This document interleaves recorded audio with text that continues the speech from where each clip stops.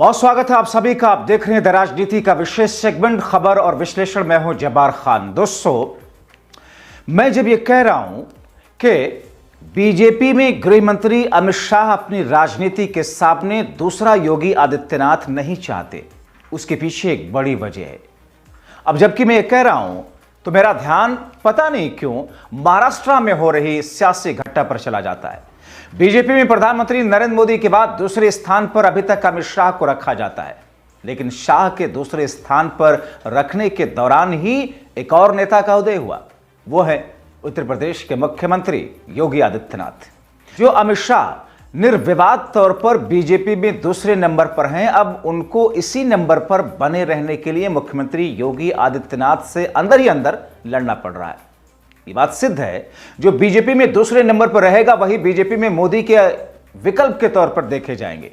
लेकिन शाह योगी के बीच अंदर खाने की लड़ाई के दौरान बीजेपी में एक और नेता का उदय हो गया, जिसे वक्त रहते इग्नोर नहीं करेंगे तो अमित शाह के लिए काफी दिक्कतें बढ़ेंगी। और इन्हीं पार पाने के लिए लगता है अमित शाह ने मन बना लिया। महाराष्ट्र में जो सियासी घटना हुई, जिसमें कहा जा रहा है उद्धव ठाकरे गुट के 6 सांसद एकनाथ शिंदे की पार्टी शिवसेना को ज्वाइन कभी भी कर सकते हैं, उससे अमित शाह बिहार की राजनीति में नीतीश कुमार की राजनीति को तो ठिकाने लगाएंगे ही। इसके साथ ही ऐसा लग रहा है देवेंद्र फडणवीस के साथ खेला होने वाला है।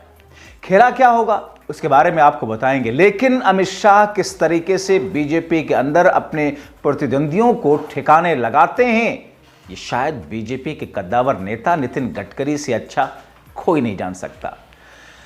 दोस्तों, याद कीजिए किस तरह बीजेपी के कद्दावर नेता और कैबिनेट मंत्री नितिन गडकरी की राजनीति को साइडलाइन करने के लिए अमित शाह ने बीजेपी की शीर्ष संस्था संसदीय बोर्ड से नितिन गडकरी को हटा दिया था। केंद्रीय चुनाव समिति में देवेंद्र फडणवीस को लेकर आए। अब चूंकि नितिन गडकरी संघ के फेवरेट रहे तो उन्हें हटाने के लिए अमित शाह संघ की ही पसंद कहे जाने वाले देवेंद्र फडणवीस को मौका देते नजर आए। संयोग ही है कि देवेंद्र फडणवीस और नितिन गडकरी दोनों ही नागपुर से आते हैं, दोनों ही ब्राह्मण हैं। देवेंद्र फडणवीस महाराष्ट्र विधानसभा चुनाव में भारी जीत दर्ज करके बीजेपी में भी कई पायदान की छलांग लगा चुके हैं। फडणवीस उन नेताओं के कतार में शामिल हो चुके हैं जिनमें से आने वाले दिनों में कोई बीजेपी अध्यक्ष बनेगा तो केंद्र की सत्ता में बीजेपी के होने पर प्रधानमंत्री। महाराष्ट्र विधानसभा चुनाव से पहले देवेंद्र फडणवीस को जेपी नड्डा के उत्तराधिकारी के तौर पर भी देखा जा रहा था। महाराष्ट्र विधानसभा चुनाव में बीजेपी के बेहतरीन प्रदर्शन का पूरा क्रेडिट तो देवेंद्र फडणवीस लेगी, और जेपी नड्डा तो हिमाचल प्रदेश में भी बीजेपी की हार टाल नहीं पाए। बाद में भले ही प्रधानमंत्री नरेंद्र मोदी ने उनको गुजरात की जीत का भी श्रेय दे डाला। देवेंद्र फडणवीस के लिए फिर से मुख्यमंत्री बनना सबसे बड़ी चुनौती बन गई थी। जून 2022 में महाराष्ट्र में तख्ता पलट के बाद देवेंद्र फडणवीस ने कोशिश तो की ही और की ही होगी कि एकनाथ शिंदे को किसी तरीके से मुख्यमंत्री की कुर्सी छोड़ने के लिए मनाया जा सके, लेकिन तब संभव नहीं हुआ। जो भी पोजीशन बीजेपी ऑफर करती थी एकनाथ शिंदे को शिवसेना में मिला ही हुआ था। उनकी नजर तो सिर्फ मुख्यमंत्री की कुर्सी पर थी। डील के तहत एकनाथ शिंदे का मुख्यमंत्री बनना तय हो गया, लेकिन देवेंद्र फडणवीस अपनी तरफ से दूसरी बार दूरी बना करके चल रहे थे। तभी दिल्ली से फरमान पहुंचा कि डिप्टी सीएम बनना है। देवेंद्र फडणवीस की कौन कहे। महाराष्ट्र में उनके विरोधियों को छोड़कर के किसी भी बीजेपी नेता को यह बात बिल्कुल भी अच्छी नहीं लगी। महाराष्ट्र में बीजेपी के कार्यकर्ता भी मायूस दिखे, भारी मन से सही, लेकिन देवेंद्र फडणवीस ने दुनिया के सामने हंसते हंसते डिप्टी सीएम का पद स्वीकार कर लिया। देवेंद्र फडणवीस ने कहा था, समंदर हूं लौट कर फिराऊंगा, और वो आए भी। शानदार तरीके से आए, ऐसा शानदार तरीका कि तमाम उछल कूद के बावजूद शिंदे को मुख्यमंत्री बनने की जिद छोड़नी ही पड़ी। और इस काम में देवेंद्र फडणवीस ने अजित पवार का भी सपोर्ट पहले से हासिल कर लिया था। एकनाथ शिंदे अभी मुख्यमंत्री पद पर दावा जता ही रहे थे कि अजित पवार ये बोल करके थोड़ी हवा निकाल दी कि वो तो बीजेपी के फैसले का ही स्वागत करते हैं।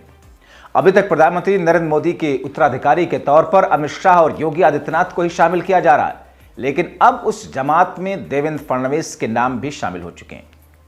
आने वाले दिनों में होने वाले सर्वे में अब देवेंद्र फडणवीस के प्रधानमंत्री पद को लेकर भी लोगों की पसंद जरूर पूछी जाएगी। और जिस तरीके से बीजेपी के हिंदुत्व एजेंडे को देवेंद्र फडणवीस ने महाराष्ट्र चुनाव में प्रोजेक्ट किया, अमित शाह और योगी आदित्यनाथ को बड़ी टक्कर मिलने वाली है। अभी से लग रहा है योगी आदित्यनाथ की ही तरह देवेंद्र फडणवीस को भी संघ में पहले से ही पसंद किया जाता है और अब तो संघ की आंखों के तारे बन चुके हैं।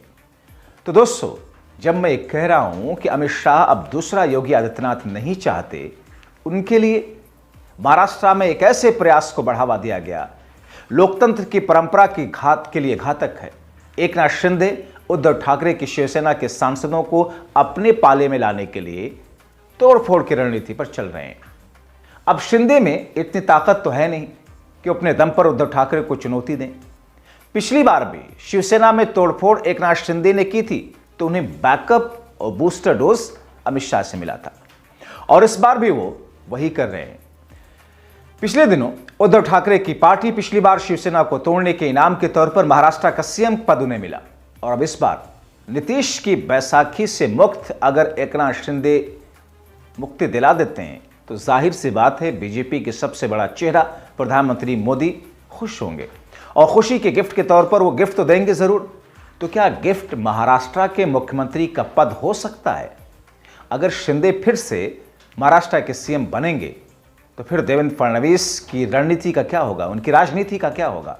क्या फडणवीस ने जिस तरीके से कभी डिप्टी सीएम पद को स्वीकार किया था, ठीक उसी तरह इस बार भी बीजेपी आलाकमान की बात को मानने के लिए तैयार होंगे? महाराष्ट्र में जब ऐसी स्थिति बनेगी तो वैसी स्थिति में आरएसएस का क्या रुख होगा?